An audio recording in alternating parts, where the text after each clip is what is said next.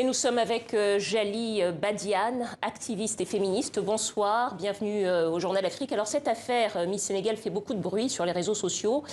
Est-ce qu'elle est également en train de tourner au débat de société dans le pays ? Exactement. On assiste depuis quelques jours à un débat qui se pose concernant cette affaire de viol et ça amplifie la voix sur les réseaux sociaux mais aussi dans les médias.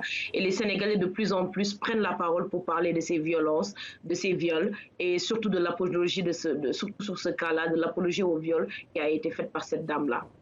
Alors, concernant les sponsors, on a vu que CFAO Motors, qui est un des sponsors de Miss Sénégal, a rompu son partenariat avec le comité. Je crois que ce sont les seuls pour l'instant. Comment est-ce que vous expliquez la faible mobilisation et des sponsors, mais aussi des acteurs politiques sur cette affaire au Sénégal ?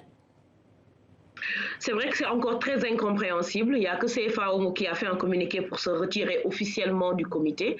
On attend les autres.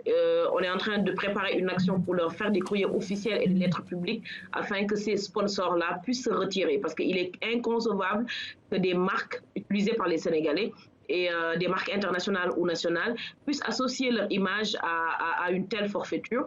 Donc nous allons continuer à tweeter, à donner de la valeur, à donner du poids au hashtag qu'on a lancé afin que les autres sponsors suivent le pas de ce que le CFAO Automobiles a fait.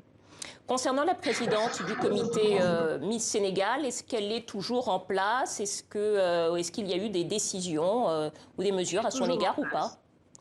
Elle est toujours en place. Le procureur ne s'est pas autosaisi du dossier. On attendait bien sûr, après tout ce tollé et la pétition qui a été lancée, que les autorités allaient réagir, mais même le ministère de la Femme a réagi très tardivement. Nous n'avons pas entendu le ministère de la Justice, le ministère de la Culture, qui est sponsor aussi officiel de cette activité. Nous les attendons. La semaine va commencer demain et on verra bien quelles sont les mesures que nos autorités politiques vont prendre par rapport à ce cas-là. Djali Badiane, le viol est criminalisé au Sénégal depuis janvier 2020.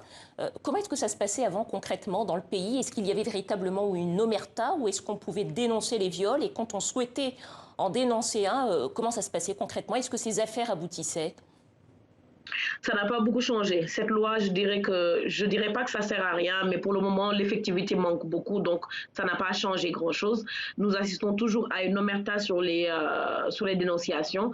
C'est encore très difficile de libérer la parole des victimes, même si on a connu quand même des avancées grâce aux plaidoyers qui ont été menés et surtout grâce à l'avènement des réseaux sociaux qui offrent une plateforme libre pour que les victimes puissent en parler. Mais cette loi n'a pas changé grand-chose. On continue d'avoir les mêmes mécanismes de dénonciation qui sont assez restreints.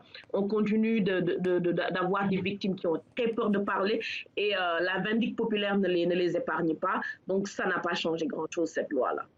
Vous parlez, comme la plupart des associations féministes, de culture de viol. Selon vous, qu'est-ce qu'il faudrait faire pour briser cette culture du viol ?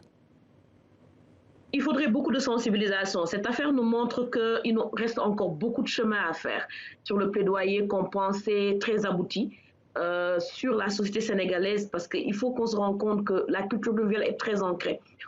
Cette affaire nous a montré que c'est encore très, très, très présent, que malgré tous les efforts et tout le travail qui a été abattu ces dernières années, il reste encore dans la société sénégalaise cette culture du viol qui est très ancrée, où on rejette toujours la faute du côté de la victime, où toujours on va poser les questions. Où est-ce que tu étais? Pourquoi tu étais? Comment tu étais habillée? Et même jusqu'à ce cas-là, on a entendu des hommes, on a entendu des femmes venir nous dire que oui, elles n'auraient pas dû défiler, se mettre en situation de vulnérabilité. Donc, il faut encore beaucoup de plaidoyer pour pouvoir changer les mentalités, parce que c'est une mentalité qui est là, qui est ancrée par des bases qui sont fausses. On utilise la religion, les us et coutumes, et c'est des fausses bases pour pouvoir encore cultiver, pour pouvoir encore alimenter cette culture du viol au Sénégal. Donc il faut beaucoup de plaidoyer, il faut encore beaucoup de travail sur les mentalités. Djali Badiane, journaliste, activiste et féministe, merci beaucoup d'avoir répondu à nos questions. Merci à vous.